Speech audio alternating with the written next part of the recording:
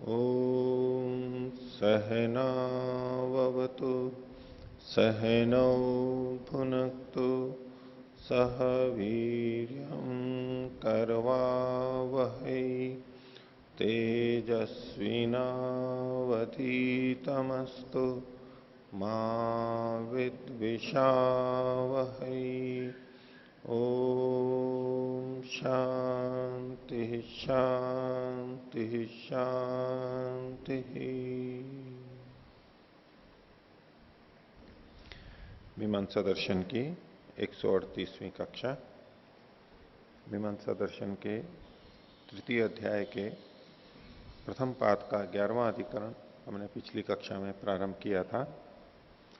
उसकी भूमिका के रूप में थोड़ा हमने देखा था। आप में से किन्हीं को कुछ पूछना है तो पूछ सकते हैं। पिछले पाठ में 687 पृष्ठ देखिए, ऊपर से दूसरी पंक्ति, शब्दः पुरुष प्रयत्नम विदधातुम शक्नोति। तो द को हटा दीजिए, दिलीप जी ने जैसा कहा था विधातुम शक्नोति, यही पाठ ठीक है, विदधातुम गलत है। ये मीमांसा कोश में भी विधातुम ही है, उसमें मैंने देख लिया था। जो का तू प्रकरण वहां पर दिया हुआ रहता है, जब वो विषय आता है ना, अधिकरण देते हैं इस नाम वाला, अभिक्रमणाधिकरणम ऐसा करके दिया हुआ होता है, तो पूरा शबर भाष्य सूत्र वो सब दिए हुए होते हैं वहां पर। तो इसकी अपेक्षा वो शुद्ध है, मैं काफी मेहनत से लिखा हुआ है। मीमांसा कोश जो मैंने आपको बताया था बड़ा वाला, ये भाष्य पूरा उसके अंदर है, छोटे छोटे अक्षर हैं उसके, तो विधातु में उसमें लिखा हुआ है, तो उसको ऐसा ही कर लीजिए। और भी मैं बहुत सारे संशोधन जो आपको बताता हूं ना, उसमें से बहुत सारे उसके आधार पर निर्णित किए गए। कहीं वाक्य रचना में भी गड़बड़ थी, शब्द के शब्द छूट जाते हैं। खासतौर से पूना वाला जब हम आगे का पढ़ेंगे तो वहां बहुत सारे पंक्ति की पंक्ति छूटी हुई हैं, कई कई शब्द छूटे हैं, तो संगति नहीं लगती है कि कह क्या रहे हैं आगे पीछे से। तो वो उससे निर्णय कि यहां यह वाक्य पंक्ति छूटी हुई है, उससे लग जाता है पता। तो ये ठीक हो गया। हाँ पूछिए, कुछ पूछना है तो। हाँ ओ आचार्य जी, पृष्ठ संख्या 687, भाष्य की नीचे से ऊपर से चौथी पंक्ति। हाँ, इसमें थोड़ा ऊपर से है, अन्यत्र प्रकरणाम नानात अंगभावे निर्ज्ञाते प्रयोग वचनोस्य कर्तव्यताम वक्ष्यति तस्मात् सर्वस्मिन् प्रकरणे अभिक्रमणस्य निवेशः।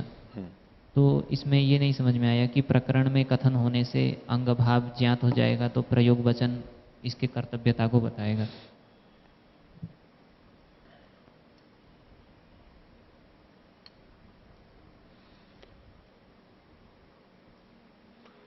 अंग भाव को ये इस तरह से कह रहे हैं गौण के रूप में, गौण के रूप में यानी अनुवाद के रूप में, कि अन्यत्र प्रकरण में पढ़ा गया होने से, अन्यत्र प्रकरण में पढ़ा गया होने से, दूसरी जगह पढ़ा हुआ है तो वहां तो वो मुख्य कथन हो गया, यानी विधि हो गई उस रूप में। अब दूसरी जगह उसको उद्धृत किया जा रहा है, वहां से हटा के दूसरी जगह लिया जा रहा है। ये तो पूर्व पक्षी बोल रहा है। वैसे अन्यत्र प्रकरणे आमनानात अंग भावे निर्जाते, अब अंग भाव सीधे सीधे तो देखो ये पता नहीं लगता है, इसका तात्पर्य यही हुआ, उसका गौण रूप से कथन है या उसका अनुवाद किया गया है। निर्जाते प्रयोग वचनों अस्य कर्तव्यता वक्ष्यति, जो प्रयोग वचन का मतलब है आख्यात, आख्यात जो है वो इसकी मतलब अभिक्रमण संबंध की कर्तव्यता को कहेगा। अभी यहां पर हमारे जो ये प्रश्न उठाया था, सिद्धांति ने उठाया था, तो जैसा पूर्व पक्षी ने कहा था कि भाई अभिक्रामम है, ये जुहोती के साथ तो जुड़ नहीं सकता है। जुहोती तो उसमें जो विधि है वो हु धातु की है, अभिक्रमण को कह नहीं सकता, इसलिए यहां से अन्यत्र जाएगा। सिद्धांति ने कहा था कि भाई अन्यत्र भी किससे जुड़ेगा वो, यहां पर बोले अन्यत्र पुरुषों से जुड़ेगा, तो सिद्धांति ने कहा पुरुष से तो यहां भी जुड़ करके लग सकता है। ये जो सारी बात थी, तो पूर्व पक्षी ये मानता है कि यहां तो ये संगत लग नहीं रहा है इस वाक्य में, अभिक्रामम न पुरुष के साथ भी नहीं कहना चाहता और जुहोती के साथ नहीं जोड़ रहा है, लेकिन कहा यहीं जा रहा है। और यहां से उठ के जब अन्य जगह जाएगा तो वहां पर ये आपत्ति नहीं आएगी। क्यों नहीं आएगी? तो उसको बस ये पूर्व पक्षी अपने ढंग से कह रहा है। कि अन्यत्र प्रकरण आमनानात, इसका मतलब है कि जहां ये अभिक्रमम जो होती अभिजित्य, ये हो गया अन्य अन्य प्रकरण। ठीक है, अन्य प्रकरण मतलब यहीं पर ये जो प्रकरण है, इससे अन्य जगह नहीं देखना है। अन्यत्र मतलब किसी जगह पे, बस ये है किसी जगह पढ़ा हुआ, किसी जगह फिर ले जाया गया, ऐसा तात्पर्य है। तो अन्यत्र प्रकरण का मतलब है इसी प्रकरण में, अर्थात अभिक्रमम जो होती अभिजित्य यहां पर, आमनानात पढ़ा गया होने से, अंग भावे निर्जाते, इसके अंग भाव का अनुवाद का ज्ञान होने पर, क्योंकि यहां से जब वो दूसरी जगह जाएगा तो यह अनुवाद कहलाएगा। प्रयोग वचनों अस्य, तो वहां जहां पर ये गया है वहां स्थित प्रयोग वचन, प्रयोग वचन मतलब क्रिया को कहने वाला, यानी आख्यात। यहां का आख्यात जो होती तो उसको कह नहीं पाएगा पूर्व पक्षी का कहना, लेकिन यहां से उठ के दूसरे वाक्यों में जाएगा तो वहां का जो प्रयोग वचन है वो अस्य, अस्य मतलब अभिक्रमण संबंध से कर्तव्यता वक्षति, पुरुष और अभिक्रमण की कर्तव्यता को कह देगा।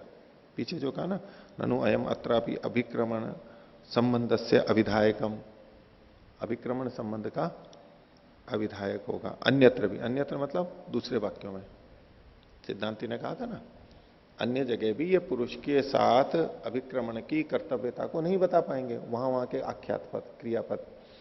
तो ये कह रहा है कि नहीं, वो प्रयोग वचन इसकी कर्तव्यता को, यानी पुरुष और अभिक्रमण की संबंध की कर्तव्यता को कह देंगे। जी आचार्य जी, इसमें ये कि यहाँ पर जो पूर्व पक्षी कह रहा है कि अगर अंग भाव निर्ज्ञात हो जाता है तब तो अन्य जो प्रकरण में कहे हुए आख्यात हैं उनके द्वारा इसकी कर्तव्यता का विधान हो जाता है, परंतु यदि इसका अंग भाव निर्ज्ञात नहीं है, अपूर्व विधि है, तो ऐसी स्थिति में इसकी कर्तव्यता को नहीं कहेंगे। तो ये स्पष्ट नहीं हो रहा है कि अगर अनुवाद होने पर कैसे कर्तव्यता को कहते हैं और विधेय होने पर नहीं पूर्व कहते। पक्षी है, पूर्व पक्षी ने बात रखी है, बस इतना ही मान के चलिए। वो पूरी तरह ठीक बोल रहा है ऐसा नहीं मान के चलेंगे, इसके पीछे कोई और विशेष तर्क ऐसा कुछ किसी ने खोला भी नहीं है।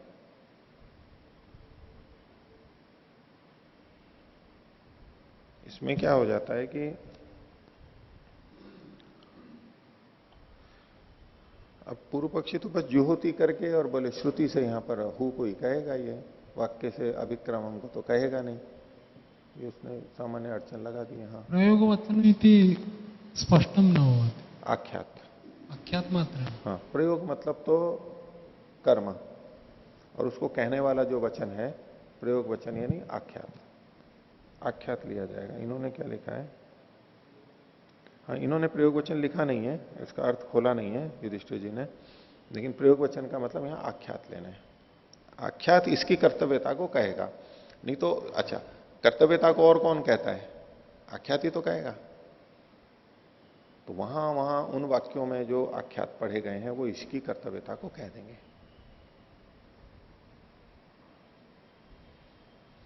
और कोई? हाँ, पृष्ठ संख्या 85 उत्तर 67 685 हाँ, अधस्तात् चतुर्थी पंक्ति अंतिम शब्द नप्ता। हाँ, पुत्रस्य पुत्र इति पौत्र भवति, अत्र नप्ता शब्दस्य प्रयोगः अस्ति। यथा देवदत्तस्य नप्ता इति पुत्रेण च असौ असौ अंतरितः। तो यहां इससे हम यही समझना चाहिए, सामान्यतः तो नप्ता का मतलब पुत्री का पुत्र माना जाता है। अभी जो आजकल हम हिंदी में प्राय करके देखते हैं, संस्कृत में भी हम आजकल इसी ढंग से लेते हैं, लेकिन इस संकेत से हम ये मानना चाहिए कि देवदत्त के पुत्र को नप्ता भी कहते थे। पौत्र को ही नप्ता नाम से भी उस समय कहा जाता था, ऐसा हम समझ सकते हैं। और जैसा कि कुछ भाषाओं में आप में से ही जो बता रहे हैं, उन क्षेत्रों के अंदर पौत्र के लिए नप्ता शब्द भी, नातिन शब्द भी प्रयोग किया जाता है। तो वो एक संकेत लिया जा सकता है कि प्राचीन काल में भी था और आज भी कुछ क्षेत्रों में पौत्र के लिए नातिन, नाती शब्द का प्रयोग हो रहा है। पर आजकल जो इधर जो हिंदी में है उसको पुत्री के पुत्र को दोहता बोलते हैं, दौहित्र, दोहता, और पुत्री के पुत्र को दोहता बोलते हैं। और नाती किसको बोलते हैं? नाती भी पुत्री के पुत्र को ही बोलते हैं। पुत्र के पुत्र को यहाँ हिंदी और कुछ क्षेत्रों में राजस्थान में पुत्र के पुत्र को नाती नहीं बोला जाता है, लेकिन ऐसा प्राचीन काल में रहा होगा प्रयोग ऐसा। हाँ अग्रे 87 पृष्ठ संख्या। हाँ 687 अधस्तात् द्वितीया पंक्ति। नीचे से दूसरी पंक्ति। हाँ तैः सह अस्य एक वाक्यता तैः सह इति प्रयाजैः सह।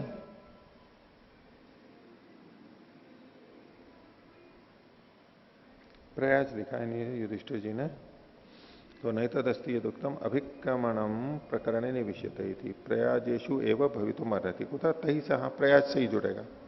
प्रयाजु से एवं भवितुम अर्हति कुतः तही सह एक वाक्यता। प्रयाजों के साथ उसकी एक वाक्यता है। प्रयाजैः सह एक वाक्यता कथम वर्तते। यहां पर जो ऊपर लिखा है ना, दशपूर्ण मासयो प्रयाज वाक्य श्रूयते, प्रयाज के वाक्य में ये सुना जाता है अभिक्रामम जो होती अभिजित्य।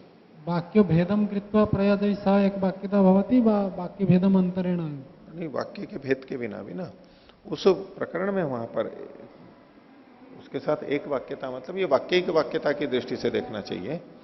वहां उसके वाक्य और उसके साथ साथ फिर दूसरा वाक्य कहा गया है, तो वाक्य की वाक्यता देखनी चाहिए। तो वाक्य की वाक्यता उसमें एक ही प्रकरण में अनेक वाक्य होंगे और वो आपस में संबद्ध हमें दिखाई देते हैं। जैसे किसी एक वाक्य में अनेक पद हमें संबद्ध प्रतीत होते हैं तो हम उसको एक वाक्य मानते हैं, कुछ नियम भी हैं। इसी तरह से अनेक वाक्य परस्पर संबद्ध हमें प्रतीत होते हैं। और यहां जैसा कि 686 पृष्ठ पर ये 10वें अधिकरण के प्रारंभ में ही लिखा है, दशपूर्ण मासयो प्रयाज वाक्य श्रूयते। दशपूर्ण मास में प्रयाज और उस प्रयाज के विषय में उस वाक्य में ये वाक्य पढ़ा गया है, तो अभी इन वाक्यों का संबंध प्रयास के साथ में होगा। वहां और भी ये या और भी अगर कुछ वाक्य हैं उनका संबंध प्रयाज के साथ में जुड़ेगा। तो तही सह एक वाक्यता, एक वाक्यता मतलब यहां पर मेरी समझ से वाक्य की वाक्यता का तात्पर्य है, उसको भी एक वाक्यता कहेंगे ना, वाक्य की वाक्यता होना चाहिए।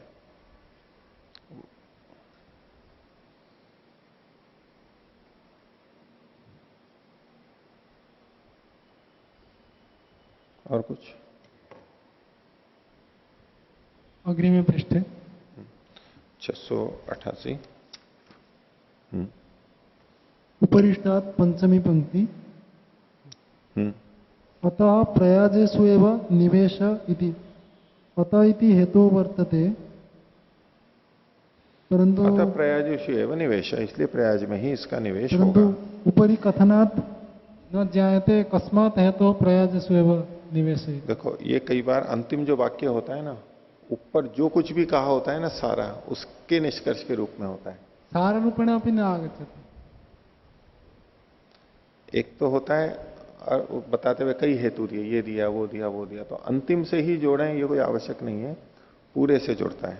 देखिए इसमें अतः इसके पहले तस्मात भी लिखा हुआ है, और ऊपर से देखिए द्वयम अभ्युपाय भूतम होमस्य, दोनों उपाय हो सकते हैं। दूराद अभिप्रसार्य हस्तम जुहुयात समासीदन व अभिक्रमेण क्रमणेन तस्मात् अभिक्रमणम उपाकरोति होमस्य। ये होम का उपकार करता है, और होम का उपकार करता है ये पता लग गया, होम का उपकार करता है पता लग गया। अतः प्रयाजेषु एव निवेशः।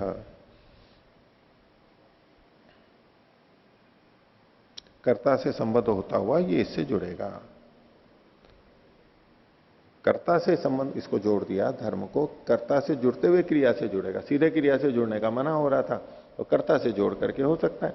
और कर्ता दो तरह से कर सकता है, तो जो आगे बढ़ के करता है वो भी एक उपाय है, और वो कर्ता से ही जुड़ रहा है, और कर्ता से जुड़ते हुए इससे संबद्ध हो जाएगा। बस ये बात है।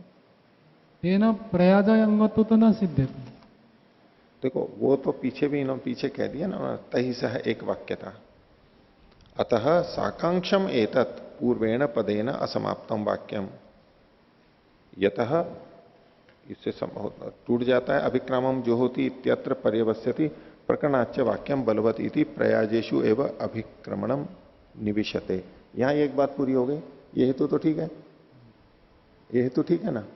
अब इसमें बीच में पूर्व पक्षी ने कह दिया ननु अभिक्रमणम अमूर्तत्वाद होम निर्वृत्तौ असमर्थम इत्युक्तम। मैंने जो ये कहा था अमूर्त है तो होम को नहीं कर सकता है, उसका उत्तर दो। वो तो ये आक्षेप दिया गया था, उस आक्षेप का निवारण कर रहा है। मूल जो हेतु था वो तो ऊपर बता दिया इन्होंने, जो उत्तर था वो पहले दे दिया, और पूर्व पक्षी ने जो आक्षेप उठाया था और वो पुनः स्मरण करा रहा है आक्षेप का, उस आक्षेप को भी हटा दिया। आक्षेप को हटा दिया तो सिद्ध हो गया। अपनी बात को पहले सिद्ध किया, अब जो आक्षेप है उस आक्षेप का अगर निवारण नहीं करते हैं तो बात सिद्ध नहीं होती है ना, अटकी भी रह जाती है कुछ। तो उस आक्षेप का भी निवारण कर दिया और उसके बाद बोल रहे हैं इससे सिद्ध होता है। अभिक्रामम जुहोति अभिजित्यै, अत्र अभिक्रामम जुहोति परस्पर साकांक्षम अनेन प्रयाज अंगत्व कथम सिद्ध्यति। प्रयाज का तो ये तो प्रयाज में ही पढ़ा गया ना, वही उत्तर है इसका। प्रयाज वाक्य श्रूयते, वो पहले कह चुके हैं। पुनः तो संशय बना उत्पद्यते, चर्चा यहाँ आवश्यकता बनाती। अगर आप सिद्धांत की दृष्टि से देखेंगे तो संदेह नहीं होगा, लेकिन पूर्व पक्षी है तो उसकी दृष्टि से तो संदेह हो ही सकता है। यहां भी आप पूर्व पक्षी बन करके देख लीजिए इसको। पूर्व पक्षी कुछ बात को तो छोड़ करके देखेगा ही ना। अगर वो सारे तथ्य जो कि तू देख रहा है सिद्धांति की तरह से, फिर तो प्रश्न ही नहीं उठेंगे। जैसे बच्चे कोई प्रश्न करते हैं, अगर सारी बात पता होती तो उनके प्रश्न ही नहीं उठते। उनको नहीं पता है इसलिए पूछ रहे हैं वो। अभिप्राय में कि अन्यत किमपि विशिष्ट हेतु अत्र स्यात्, ये विशिष्ट हेतु हुआ ना, यही वे हेतु हुआ। प्रयोजे प्रयाज वाक्य श्रूयते अनेन तो न समाधत्ते। प्रयाज वाक्य श्रूयते ये नहीं आधार है। यदि अनेन एव तो पुनः पक्षद्वयमेव नहीं, प्रयाज वाक्य में ही सुना जाता है। ठीक है, सुना तो गया। अब संशय क्यों पैदा हुआ कि ठीक है प्रयाज वाक्य में तो सुना जा रहा है, लेकिन अभिक्रामम का जुहोति के साथ संबंध बन नहीं रहा है, तो अभिक्रमण को कहीं और ले जा सकते हैं क्या, ये प्रश्न उठ गया बस उसके मन में। तो इसका समाधान बता दिया कि पुरुष के माध्यम से ये जुहोति से जुड़ जाएगा। और अन्यत्र आप ले जा रहे हो, वहां भी कैसे जोड़ोगे अन्य क्रियाओं से? अगर अमूर्त को दूसरे से नहीं जोड़ सकते तो अन्य जगह आप कैसे जोड़ सकते हो? देव तो प्रति प्रश्न कर दिया। कुछ प्रश्न कल्पना में भी होते हैं ना उनके। हो गया। अग्रिमे पृष्ठ है मतलब 688 89। हाँ, विवरणे हिंदी भाषायाम अधस्तात् द्वितीय पंक्ति। इससे स्पष्ट है कि संप्रति देव कर्म को छोड़कर सर्व को उपवीत धारण करना शास्त्र विरुद्ध है। आदिवसम धारणम कुर्वन्ति तद शास्त्र विरुद्धम कथम है। तो वो तो इन्होंने विवरण दिया ही है पूरा का पूरा। इसमें देखिए दो बातें हैं, एक तो यहां भी दिया है और इन्होंने आगे भी दिया है। इसके लिए एक और उदाहरण आएगा, क्योंकि पहली बात तो आप जो यहां पूछ रहे हैं इन्होंने स्पष्ट किया कि भाई ये दैव कर्मों के लिए प्रयोग किया जाता है। तो जैसे देवताओं को आहुति दी जाती है उसके लिए ये प्रयोग किया जाता है, और उसी तक वो उसको सीमित रख रहे हैं।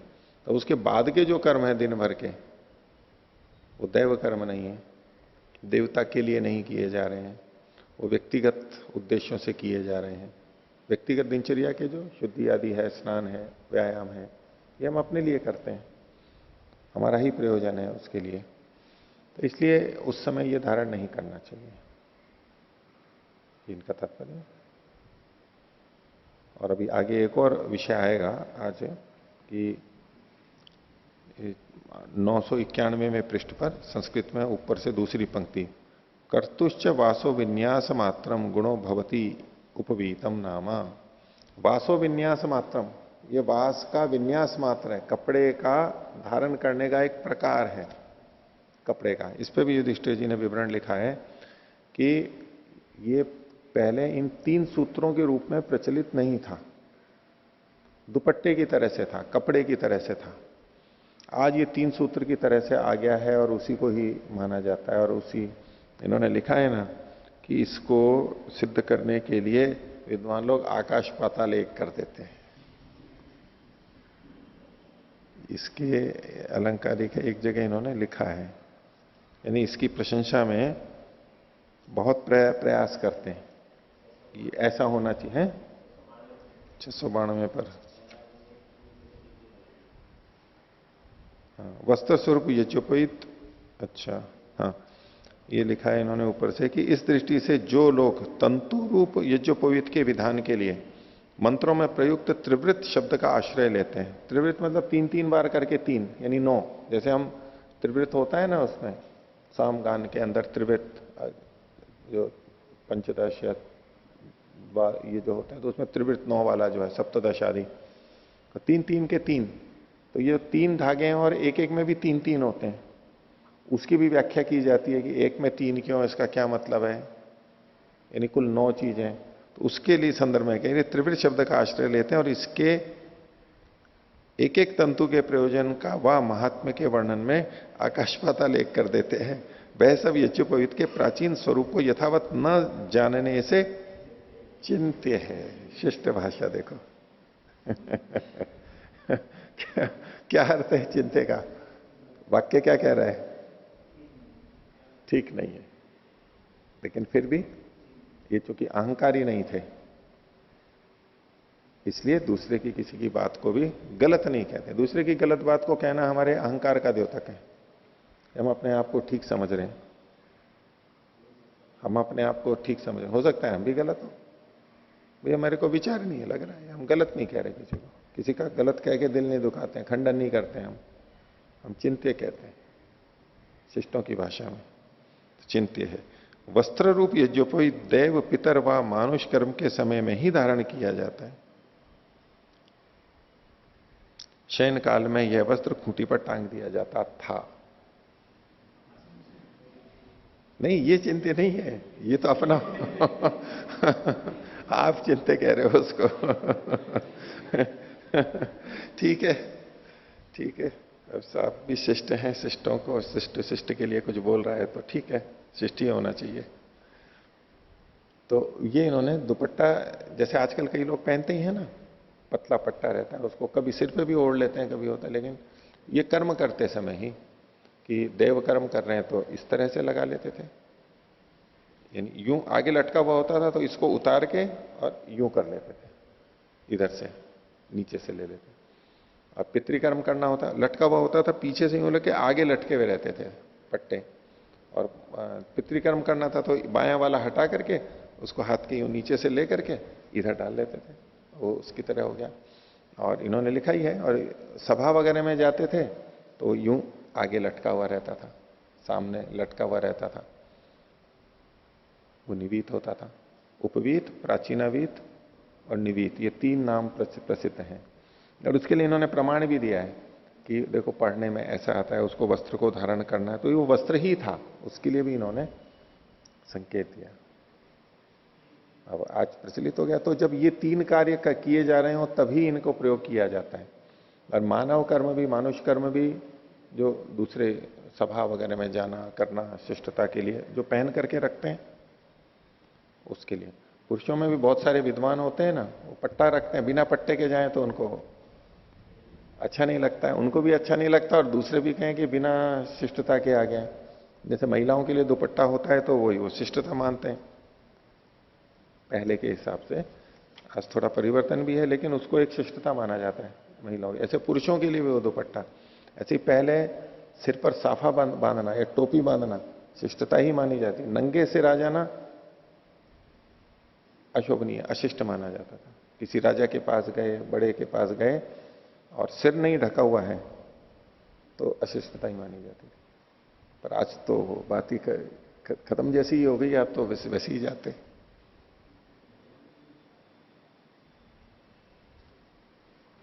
हाँ, तो ठीक है, चिंते तो है ही, जीवन ही चिंतन के लिए बना मिला है हमारे को।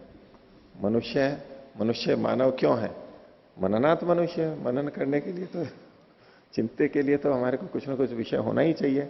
हमारे मानव जीवन की सार्थकता के लिए कुछ चिंते मनन करने की चीजें सदा होनी ही चाहिए, अच्छी बात है। हाँ, तो इससे तो ऐसा प्रतीत हो रहा है कि जो अभिजन्यु या यज्ञोपवीत जिस रूप में है उस रूप में नहीं था। हाँ, ये लिखा है इन्होंने, ये इनका है। हाँ, ये अर्वाचीन है, नवीन रूप है, इन्होंने स्पष्ट लिखा है इसको। तो जी उसमें जो 3 ऋणों की कल्पना करते हैं हम लोग, जो 3 धागों में, तो वो फिर वस्त्र में तो वो घटित नहीं होगी जो पहले से करते आ रहे तो हैं। वही तो कह रहे हैं ये जब 3 धागे वाली बात ही खंडित हो रही है, पहले नहीं थी, तो उसके आगे की जितनी भी है, तो वो तो एक तो होता है तिल का ताड़, एक होता है बिना तिल के भी ताड़ बना देना।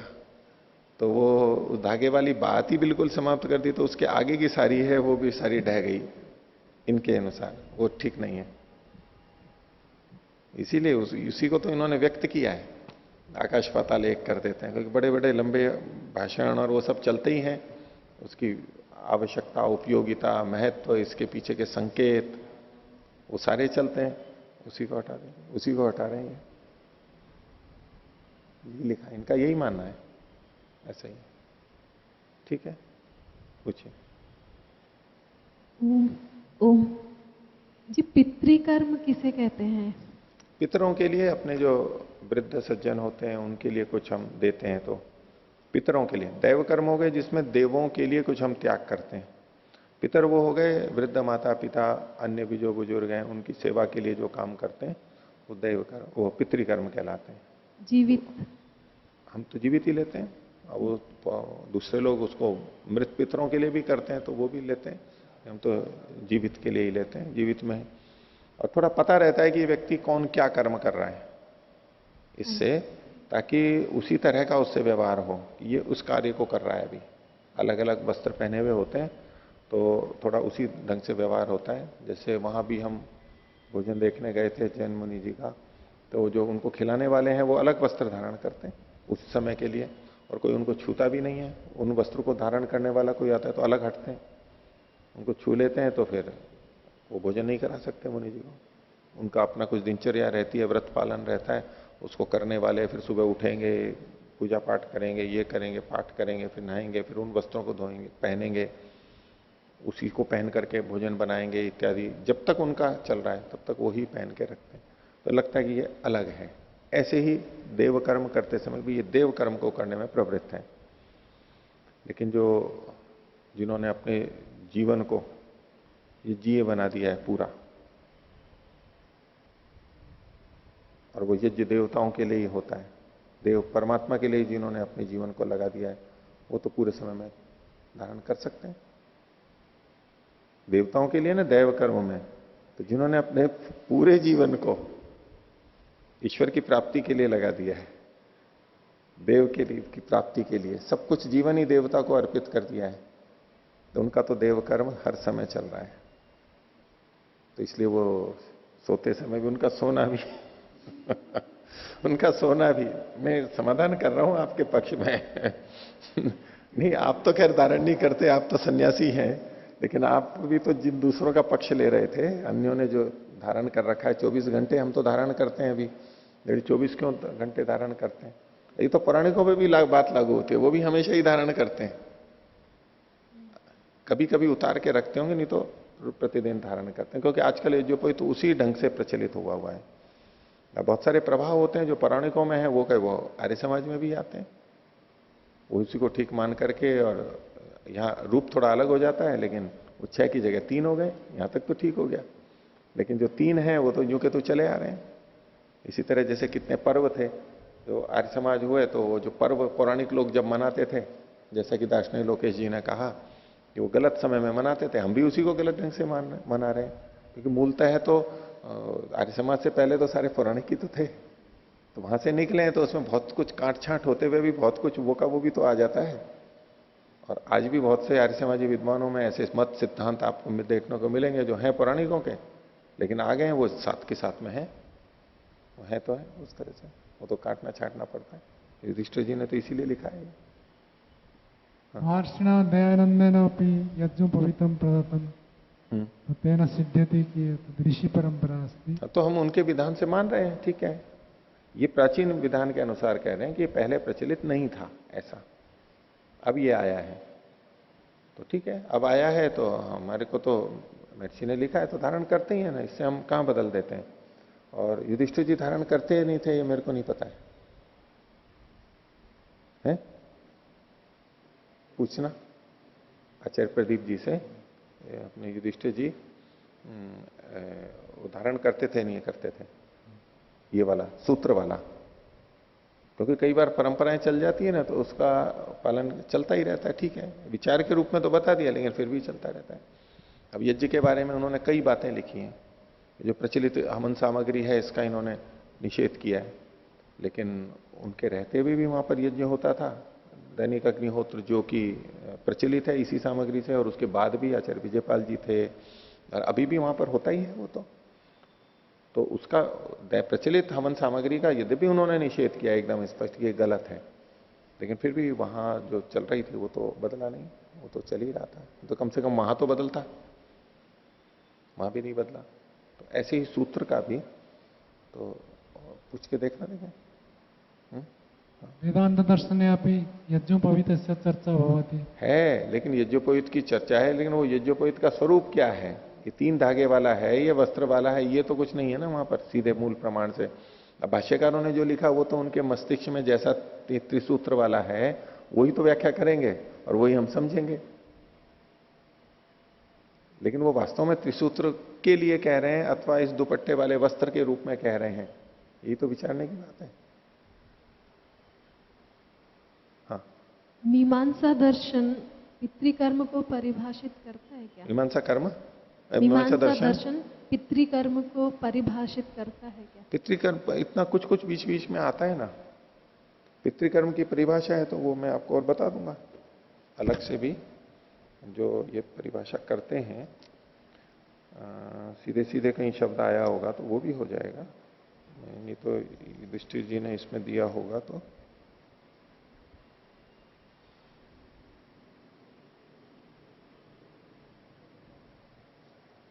ठीक है, मैं आपको जो शास्त्रीय परिभाषा है पितृकर्म की वो मैं बताऊंगा, लेकिन सामान्य तो यही है इसका जो आपको बताया, और पारिभाषिक शब्द भी बता दूंगा। और कोई? देखिए आगे, तो पृष्ठ संख्या 689, मीमांसा दर्शन के 3य अध्याय का प्रथम पाद 11वां अधिकरण। विषय है उपवीतस्य प्राकरणिकांगताधिकरणम। उपवीत यानी यज्ञोपवीत जो धारण करते हैं वो पूरे प्रकरण में सभी कर्मों में लगेगा, न कि केवल सामिधेनी कर्मों के अंदर। ये सिद्धांति का मत है। तो शुरुआत में विषय इन्होंने उठा ही दिया है कि ये होना चाहिए, वो होना चाहिए। संशय क्यों उठा?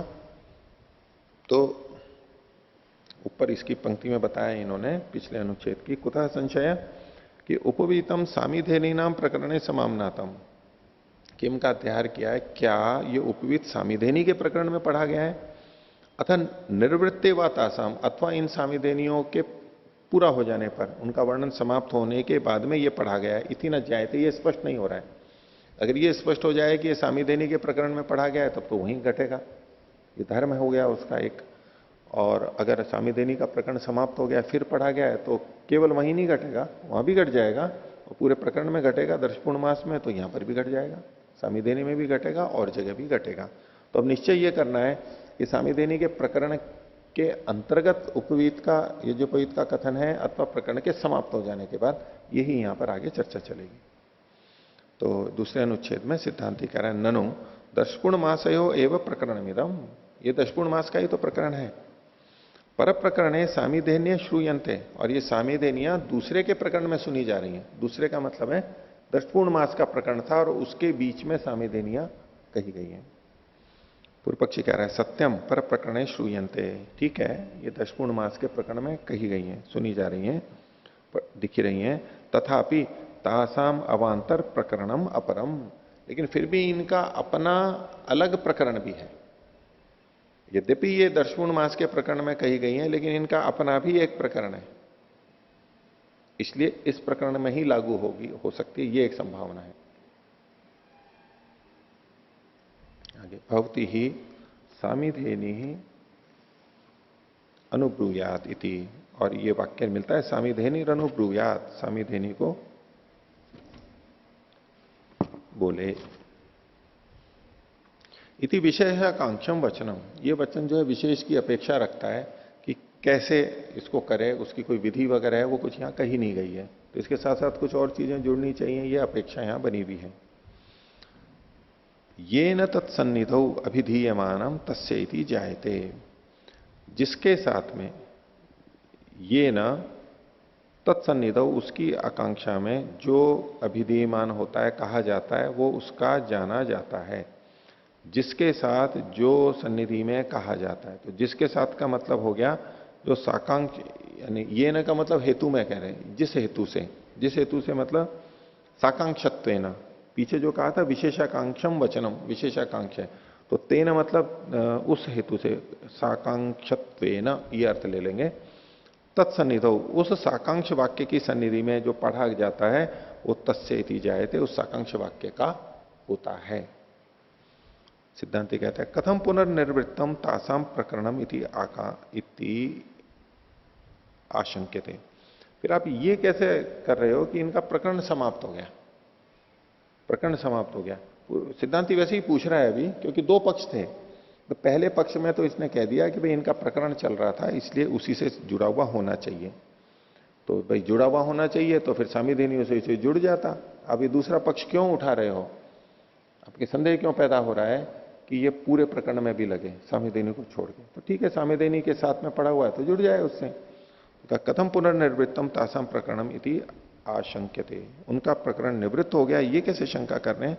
इस पर पूर्व पक्षी कहता है निवित पदानी तासाम प्रकरणम व्यदधाति व्यदधति इति। तो निवित पद जो है ये उस प्रकरण को व्यवहित कर देते हैं, व्यवधान डाल देते हैं। कैसे करते हैं? तो इसको पीछे देखिए, ये जो अधिकरण प्रारंभ हुआ था उन्होंने क्या कहा था, सप्तम अष्टमयोर, प्रारंभ से देखिए, सप्तम अष्टमयोर ब्राह्मण अनुवाकयो सामिधेन्य उक्ता। 7वें 8वें में तो सामिधेनी कही गई, नवमें निविदा, नवमें में निवित कह दी गई है, और फिर दशमें काम्या सामिधेन्य कल्पा ये कही गई है, और एकादश ये जो पवित्रम। तो ये जो बीच में निवित वाला है नवे में जो निवित है, इससे ये बाधित हो रहे हैं। तो निवित पदानी, वापस वहीं आ जाइए 690 पर, निवित पदानी तासाम प्रकरणम व्यदधति इति। इस पे सिद्धांति कह रहा है यद्यवम, यदि ऐसा है तो कथम अनुवर्तते प्रकरणम इति आकांक्षा। जब ऐसा है, आपने मान लिया कि निवित बीच में आ गया है, तो फिर सामिधेनी का प्रकरण चल रहा है, जो पहला वाला पक्ष था कि सामिधेनी का प्रकरण चल रहा है इसलिए सामिधेनी से ये जुड़ेंगी, तो ये आप क्यों लेकर के आ रहे हो? इसी को मान लो ना फिर, निवित वाले को। तो यद्यवम कथम अनुवर्तते प्रकरणम इति आकांक्षा। इस पर पूर्व पक्षी कह रहा है परस्तात निविदाम सामिधेनी गुणा एवं, निविदों के बाद में सामिधेनी गुण वाले ही काम्या विधीयमाना श्रूयन्ते, सामिधेनी ही सुनी जा रही है काम्य भिन्न भिन्न संख्याओं में। यदनंतरम यज्ञोपवीतम आमनातम, जिसके बाद में यज्ञोपवीत का कथन किया गया। तो ये जो 9वें में तो निवित था, और 10वें में क्या कहा था, काम्या सामिधेनी कल्पा। तो यद्यपि सामिधेनी का निवित से पहले वर्णन आ गया था, लेकिन निवित के बाद में फिर काम्य सामिधेनियों का वर्णन आ गया, और उसमें संख्याओं का है कि इस कामना वाला इतनी से करे, इस कामना वाला इतनी से करे। बोले इससे हमारे को संदेह हो रहा है कि इसके बाद में ये जो इसका वर्णन है, तो सामिधेनी कैसे ही जुड़ी भी हो सकती है। आगे तेन अनिवृत्तम सामिधेनी नाम प्रकरणम इति भवती मति, इससे यह बुद्धि बनती है कि सामिधेनियों का प्रकरण समाप्त नहीं हुआ है। अतः पर प्रकरणे निविदा समुपनिपतिता न व्यवदति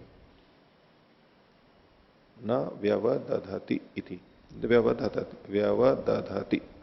तो इसलिए कह रहे हैं कि दूसरे के प्रकरण में पड़ी हुई निवित, यानी प्रकरण तो सामिधेनी का है, दर्शपूर्ण मास में सामिधेनी का प्रकरण है और बीच में निवित भी आ गई है, तो निवित सामिधेनी के प्रकरण के बीच में आ गई है।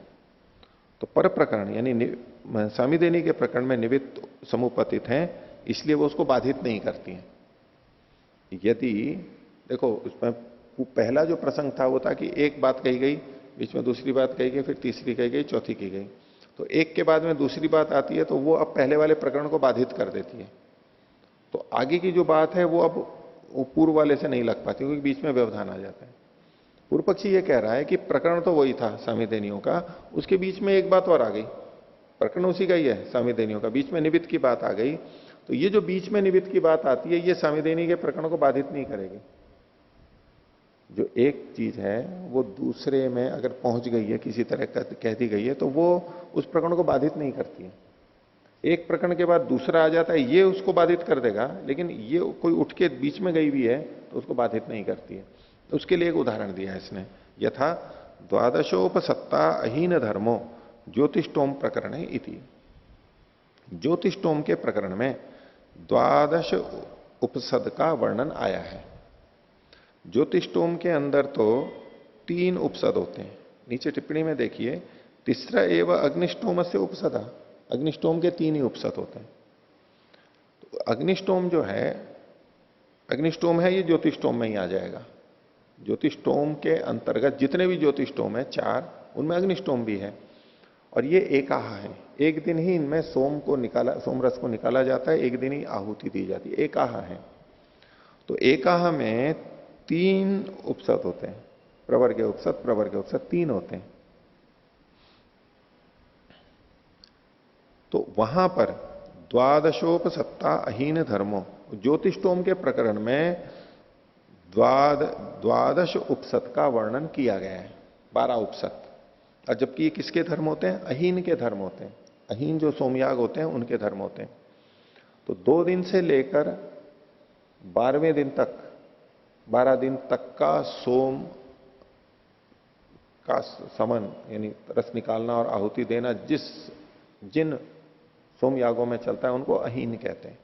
एक दिन चलता है वो एकाह, 2 से लेकर के 12 तक जो चलता है वो अहीन, और 12 से लेकर के आगे चलता है वो सत्र कहलाते हैं। 12 ऐसा है कि जो अहीन भी होता है और सत्र भी होता है, बीच का है वो, उसमें थोड़ा सा अंतर है। द्वादशाह यदि अहीन होगा तो उसमें ये होगा, द्वादशाह यदि सत्र होगा तो उसमें ये होगा, तो थोड़ा सा अंतर है, दोनों तरफ जाता है वो। तो ये जो द्वादश उपसद है ये अहीन का धर्म है, और ये ज्योतिष्टोम के प्रकरण में पढ़ा गया है।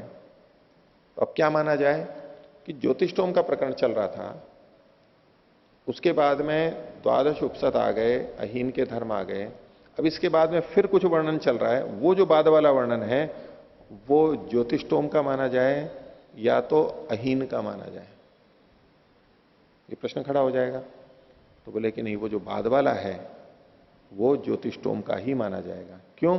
क्योंकि प्रकरण ज्योतिष्टोम का था और ये द्वादश उपसत का वर्णन अहीन धर्म तो बीच में वैसे ही आ गया है। अब ये प्रकरण बदला नहीं था, ये बीच में छोटी सी चीज आ गई तो वो उससे अंतर नहीं पड़ता, वो बाद वाला ही प्रकरण माना जाता है। उसी के साथ में बाद वाला जो है वो भी पहले वाले का ही माना जाएगा, बीच से व्यवधान नहीं होता है। ऐसे ही यहां पर सामिधेनियों का प्रसंग था, बीच में निमित्त आ गया तो उससे प्रकरण बदला नहीं है, इसलिए उपवीत जो है वो केवल सामिधेनियों से ही, कर्मों से ही जुड़ेगा। ये पूर्व पक्षी का मत होगा। तेन भवती संदेह, पूर्व पक्षी ने तो चलो दोनों बातें रखी हैं, बोले इसलिए हमारे को संदेह है। दोनों पक्ष के अपने अपने हेतु प्रस्तुत कर दिए गए। अब इस पर सिद्धांति कह रहा है अस्मिन संदेह किम तावत प्राप्तम। पूर्व पक्षी से ही पूछता है कि अच्छा इसमें प्राप्त क्या हुआ। सीधे उत्तर भी तो दे सकता था ना सिद्धांति। प्रश्नकर्ता ने प्रश्न पूछ लिया, भाई इसके कारण यहां संदेह है, इसके कारण ये संदेह है, उत्तर दे देता है कि नहीं यहां ये होना चाहिए। पर ये क्या कर रहे हैं, अच्छा आपने क्या निष्कर्ष निकाला ये बताओ, आपने भी तो कुछ सोचा होगा, पहले उसी से पूछते हैं। तो अस्मिन संदेह किम तावत प्राप्तम, पूर्व पक्षी कहता है सामिधेनी प्रकरणम अनिवृत्तम। हम तो ये मानेंगे कि सामिधेनी का प्रकरण हटा नहीं है, इसलिए तत्र उपवीतम समामनातम इति, इसलिए सामिधेनी में ही उपवीत ग्रहण होना चाहिए, बाकी कर्मों में नहीं। यानी दर्शपूर्ण मास के बाकी कर्मों में उपवीत नहीं होगा, केवल दर्शपूर्ण मास के अंतर्गत सामिधेनी में ही उपवीत होगा, ऐसा इसका निष्कर्ष निकला। क्यों? कुतः? तो काम्यानाम सामिधेनी कल्पानाम आनंतर्य वचनात्, क्योंकि काम्य जो सामिधेनी कल्प थे, सामिधेनी कल्प मतलब सामिधेनी के विकल्प थे, उनके बाद में उपवीत का कथन होने से ये जो सामिधेनी कल्प है, विकल्प है, वो क्या थे? उसको प्रारंभ में देखिए, इदम कामस्य एतावती अनुब्रूयात, इदम कामस्य एतावती रीति। इस कामना वाला इतनी बोले, इस कामना वाला इतनी बोले, ऐसे जो भिन्न भिन्न कही गई थी, ये है सामिधेनी कल्पानाम। सामिधेनी कल्प यानी सामिधेनी के विकल्पों का कथन यहां पर होने से। आगे हृदय अनुविपरिवर्तमानासु सामिधेनिषु उपवीतम आमनंती। हृदयम अनु, इसको हृदयम अनु अलग कर लीजिए, विपरिवर्तमानसु पृथक कर लीजिए। इसके ऊपर नीचे टिप्पणी भी लिखी हुई है, इसमें विवरण जो दिया है, हृदय मनु विपरिवर्तमानासु, हमें यह पाठ अशुद्ध प्रतीत होता है। तंत्र वार्तिक और बृहति टीका में इसकी व्याख्या नहीं है, इनकी व्याख्या नहीं है। इससे क्या पता लगा कि शायद मूल में रहा ही नहीं हो, ये वाक्य ही नहीं वहां पर था, तो इससे और पुष्टि हो रही है, इसको हटा देना चाहिए। हमने कथनचित उक्त पाठ की व्याख्या कर दी है। कथनचित मतलब जैसे तैसे किसी भी प्रकार से। ये जो ऊपर अर्थ लिखा है ना इन्होंने, उसके लिए कह रहे हैं। तो ऊपर देखो क्या अर्थ लिखा है, हृदय के प्रति, रेखा के नीचे दूसरी पंक्ति मध्य से, हृदय के प्रति विपरिवर्तमान, विपरिवर्तमान को कोष्टक में कहा विविध रूप से कही गई सामिधेनियों में उपवीत का पाठ करते हैं। ये हृदय के प्रति विपरिवर्तमान, जैसे ऊपर लिखा हुआ है वैसा का वैसा ही अर्थ कर दिया है इन्होंने यहां पर, लेकिन इसे कहने हमने कथनचित उक्त पाठ की व्याख्या कर दी है।